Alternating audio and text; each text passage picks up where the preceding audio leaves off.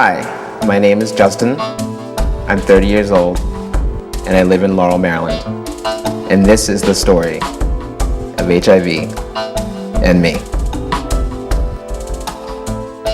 Hello friends, I'm Angina, and I'm so excited to be back with you here with Logo's HIV and Me project.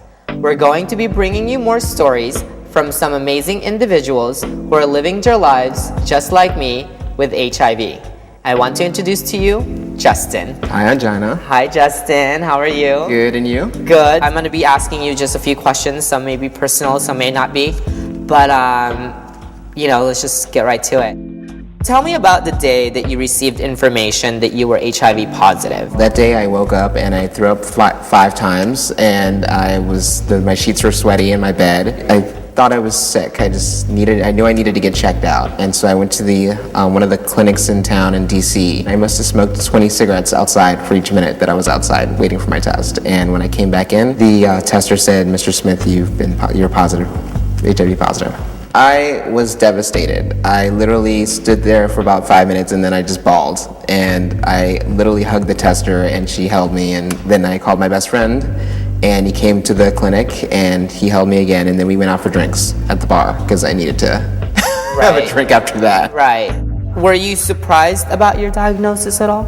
I can say that I kind of knew something was wrong with me, but I was surprised because I knew that I just didn't think it could happen to me, but also I had to realize that all the behavior that I had been doing before I got the test would contribute to that diagnosis. So what were you doing? I was going out drinking a lot. I was having a lot of sex. I feel disappointed in myself because I knew what the repercussions were going into it, and I messed up. I almost got evicted from my apartment, and it was devastating. My job fired me basically because I wasn't coming in and I was too depressed. I didn't know what to do. I was trying to literally kill myself, but slowly. When did the light switch turn on and you said, you know what, I've had enough of it, I'm going to take care of my life and go a different route? That was when I made up Justin's HIV journal. I had to realize that there's something that I have to do to help other people dealing with this. And also when I met my husband, then he was just a friend of mine. And he asked to see my apartment at one point, and I said, no, it's a mess. He's like, I know it is because you're depressed. I can tell you're depressed. Let me see your apartment. Dishes were piled up. There was clothes everywhere. It was nasty. And he said, okay, give me a hug. I said, why am I hugging you? He said, just let it out. And I did. I cried my eyes out. But I realized that I have somebody supporting me. I realized that he's going to be there for me. He kept me strong. He basically said, you need to get up and you need to do what you have to do to survive. And he literally, took me shopping and said, this is what you need to eat. And what about your job? How's that going? I said, well, I don't really have one right now. And he said, okay, well, we need to find a job. Mm-hmm. And he helped me find a job.